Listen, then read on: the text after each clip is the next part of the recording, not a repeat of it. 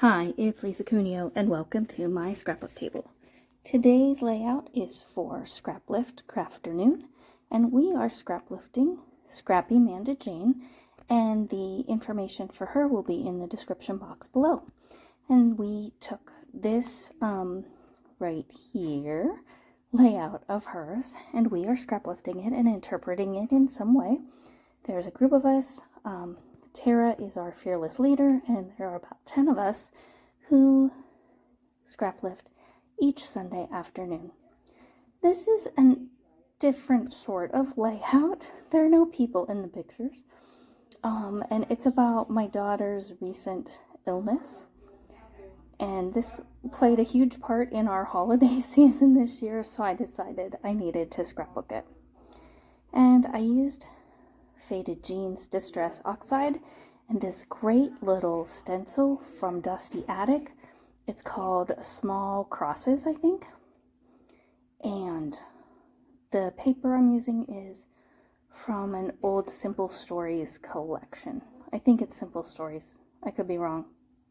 It's Cocoa Vanilla, I think. Anyway, the white background paper actually has, besides those crosses that you see, actually has a faint grid pattern on it. And then I backed it with one of the yellow ones from the collection as well. And I added these little crosses to create a little bit visual interest and some, not texture, but it just adds something to the plain white. And I liked how that worked out. Then I took, you'll see in just a moment, I took one of the blue patterns and I used that to map my 3 photos. And the photos are of 2 huge bags of Ricola cough drops, tea made with honey and lemon, and prescription bottles, because this was sort of the theme around our house for about, well, she was really sick for about 3.5 weeks.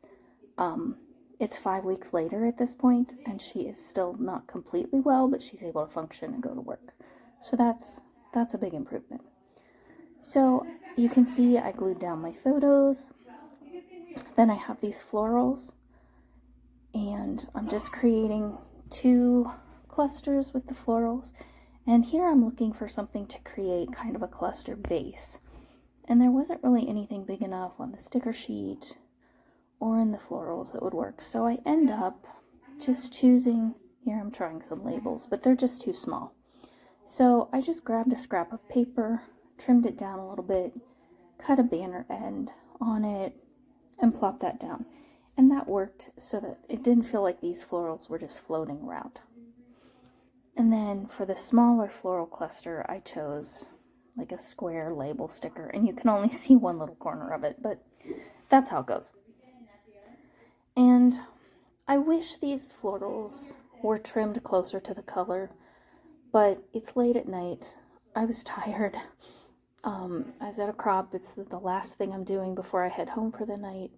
And it would have taken me an hour, close to an hour, to trim all those white pieces off the about a dozen floral die cuts I used. So I decided I could live with the white border around them. I did pop a few of them up on Stampin' Dimensionals from Stampin' Up. I have the regular size and the minis. I don't even know if they still sell the minis, but I still have some and I like them for small places. And I pulled out, I ended up dumping out the whole thing because I knew what I wanted and I knew it was in there, but I just couldn't find it. So here's what I'm laying down. I put 4 flowers and then 2 of these little, I don't know what they are. They have little round things and a stem. So that's what I used, and a leaf. And that's what went down there. Here I'm popping a little bit more up. I used my scissor to pick up some of those mini glue dots, and I tuck this one in. I had to cut some of the stem off to get it to go where I wanted. And I decided I needed a little more. So I put this blue one on, and actually after I was done filming and I had cleaned up, I found one last floral, and since everything was already put away, I wasn't going to find it again, so I just stuck it on there too. My title, uses this tag that was in the collection that says best ever, and I used some small word phrases from Tim Holtz to spell out not the, because this was not the best ever for Emily and for us, because we were worried about her. And it's, even when your child's a grown-up, it's really hard to see them suffer. And she truly was suffering for at least 2.5 weeks of this time. So the words are so tiny that I decided they needed built up in some way. So you'll see I grab a scrap of blue paper. It wouldn't fit above the title, so I just took this scrap of blue and put them down on there and trimmed around it and then glued that down, and I think that helped. I didn't have any string with me, so at first I thought I would just write myself a note to add string to the tag, but then I ended up, you'll see in a few moments, that I ended up putting a enamel dot there instead, and that works.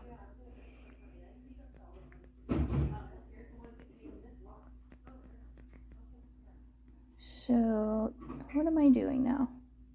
Oh, there were some little hearts on the chipboard sticker sheet, so I added 2 of those.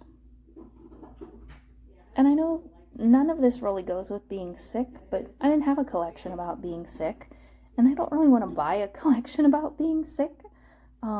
So I just decided it could work anyway. Now I'm going to do my journaling.